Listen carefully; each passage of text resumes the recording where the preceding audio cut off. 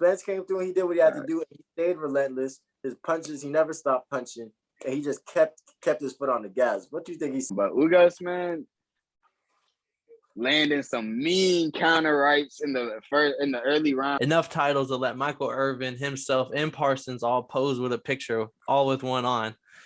And they had to put one on. I talked about it. That's why boxing's the shit, man. Passing out the medicines. We've been on that rock star regimen, knowing that I'm heaven sent, higher than I ever been. I got a problem with. Come on, guys. This is Totally Blitzed Fight Club, the place where you come to watch us get hella drunk, smoke hella weed, because it's 420, and we're talking fighting. These are your hosts. I'm Paul Pickham Wyndham Concha. This is my shot for the show. Hey, bitch ass motherfuckers. I'm an upset ass motherfucker because this is my first time smoking all day on 420. But hey, it's your boy Kev, water boy motherfucker Savoy. And we finna get stupid faded because I gotta go back to doing homework after this. Good, y'all boys. It's your boy Marcus. You already know what it is, man. Shit. Yeah. And if you ain't know what it is, I'm telling you, fuck you. Fuck you. You should have left time ago. Yeah, find that shit out on your own time because we ain't got time to explain that shit to you right now. We ain't got time. But what we did have time for over the weekend was to stop and sit down and watch Showtime boxing, Spence versus Ugas, AT&T Stadium, Jerry World. That shit was electric. Straight fucking inspiring. I saw that shit and I was like, yeah, kid, I gotta pick up some gloves, man. I'm not gonna hold you. Somebody gotta back them boys up. Somebody gotta open up for them boys. That's how nice that fight was. I'm not gonna lie to you. That shit was high level boxing at the highest level. In front of the highest of stars, bro. They need to give Michael Irvin his own boxing cam at all times, bro. Because his ass, every time they cut over to him, bro, he was literally the voice of the people. That boy was lit in the crowd, screaming and shit. That's it. That's where he lived. That boy was in Jerry World. That's where that boy go to vacation. Parsons was there. I'm not sure if Zeke or Dak was there, but I know I saw Parsons. It wasn't sold out, but it definitely 40,000. That shit looked pretty fucking deep. It was funny because they literally just had WrestleMania in there, 2 weeks ago. So yeah, I was like, damn, WrestleMania was packed, 80,000 motherfuckers in that shit. But that's crazy. That's another 40,000. Jeez. And then the thing about it was the fact that you could still feel the electricity in the ring. I mean, 40,000 is still a lot for boxing. Mm-hmm. I was at a charity foundation, some charity foundation event before that shit, and I'm just sitting there thinking what the fuck is going on? I'm like, nobody's watching the boxing fight. So I'm like, damn, what's going on? I turned that bitch on immediately with the ring walks. All you hear is, ah. Yeah. I was like, oh shit. Even it sounded like Cuba came out for that boy Ugas, how loud them boys was. Man, if you're talking ring walks, you gotta talk Errol Spence's ring walk. Yeah, man, I could fuck with that shit heavy. He came out with that true Dallas shit. That shit had the crowd going crazy as soon as they heard it, man. Even Jerry said, turn this shit up, bro. Yeah. Jerry Jones is going crazy, bro. Threw the cane to the side. That boy, that was some true Dallas. No, but even before this fight even took place, I didn't know much. I mean, I know Marcus knows about Cruz. He was trying to put me on. I didn't know much about Cruz, but now I definitely do because I know Gamboa. I'll respect Gamboa as a beast of a fighter, but bro, he knocked him. That punch was silly how hard that shit hit. Gamboa might have to retire for real because he's taking 3 L's back to back to all young fighters. Tank, Devin Haney, and now fucking Cruz, man. And Cruz, this is also a problem. When you watch the Devin Haney and Tank fight, they both took Gamboa to I think Tank went to the 12th round before knocking him out, and then Haney went to decision with Gamboa, and Cruz got him up out of there in the 5th round, throwing mean haymakers, man. Had a little mini Mike Tyson coming in there. he just kept throwing hooks. Boy, it looked like a beast. Yeah, man, he just kept throwing hooks, man. I mean, I like Cruz. I like his little pit bull style, puts his head down and knows how to come forward and throw punches. And shit, that'd be a good fight to see him with Ryan Garcia and see how he'll go up against Ryan Garcia's length. And that'd be a good little fight. No, that was a good, nice little like appetizer before the main course going into Spence and Ugas. And I mean, we all know who won. We all know who walked out with the third title around his waist. Enough titles to let Michael Irvin himself and Parsons all pose with a picture, all with one on. And they had to put one on. That's how, man. That's why boxing's the shit, man. And Ugas, all respect to him. He came out, put on a show. That was some high-level boxing, probably one of the best boxing fights that I've seen this year. But like pure skill level, like by both fighters, not because most time it's like a one person showcasing the skill. Right. Yeah, because a lot of the ones we've been covering is a lot of prospects. Yeah.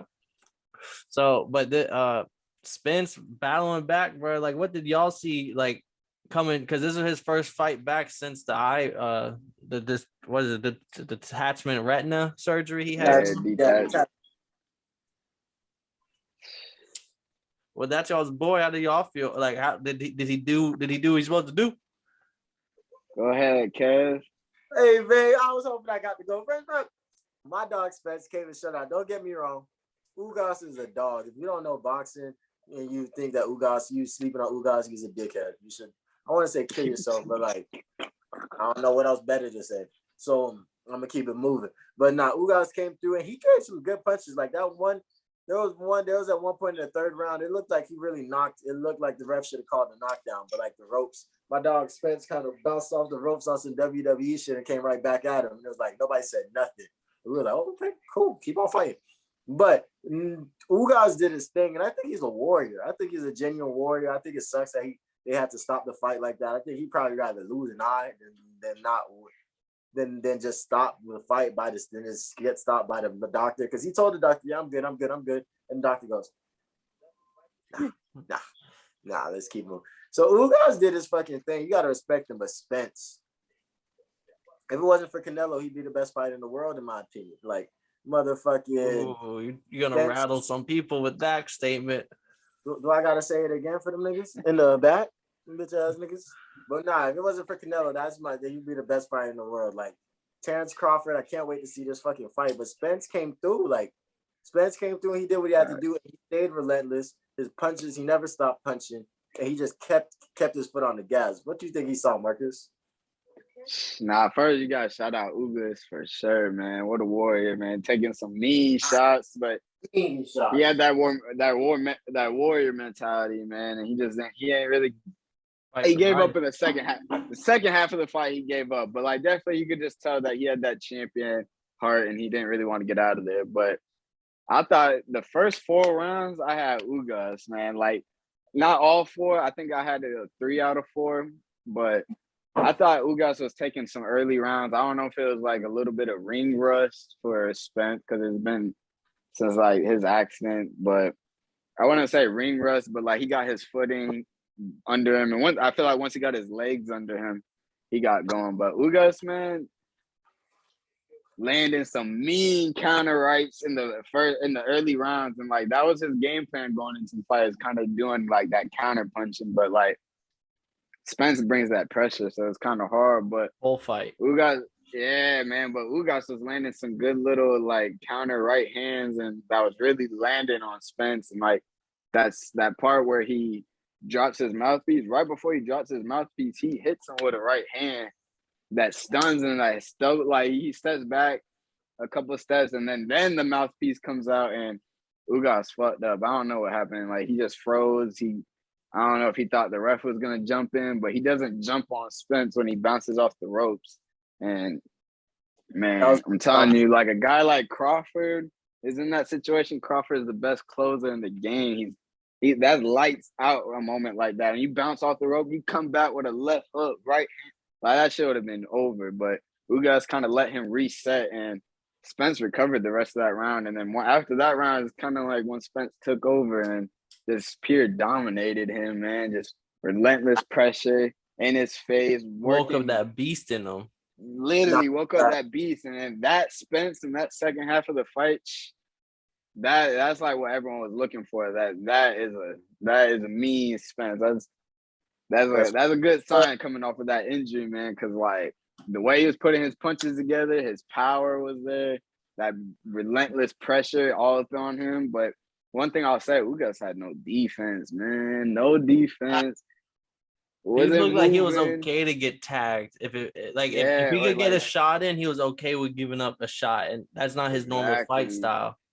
He wasn't throwing he would throw 1-2 punch, and he wouldn't even really throw back when Spence was hitting him. So it was easy to hit Ugas, but you gotta give credit to Spence because man, he put it on him though. He really put it on him and got that TKO. But shout out Spence, man. That was an A+ performance. That was a really good performance by Spence. Now I can't wait. Now they got to make the unification match, man, with Crawford. Hey, I know that y'all did y'all thing. I think y'all hit the nail on the head. I don't even need to speak on the fight. Y'all hit everything with the almost knockdown and Ugas. Shout out Ugas, but Errol Spence came and put on his show. But hey, man, you already know what the fuck going on, man. This has been Totally Blitz Fight Club, and we had to talk some boxing on you bitch ass motherfuckers. And you non-bitch ass motherfuckers too. I be talking to y'all too sometimes. But motherfucking, we out here with the motherfucking, it's your boy Lil KK, aka the Don PYE. But never forget he's a people's champ, you bitch. I'm in this bitch with Paul, pick him and win him, Concha, you bitch.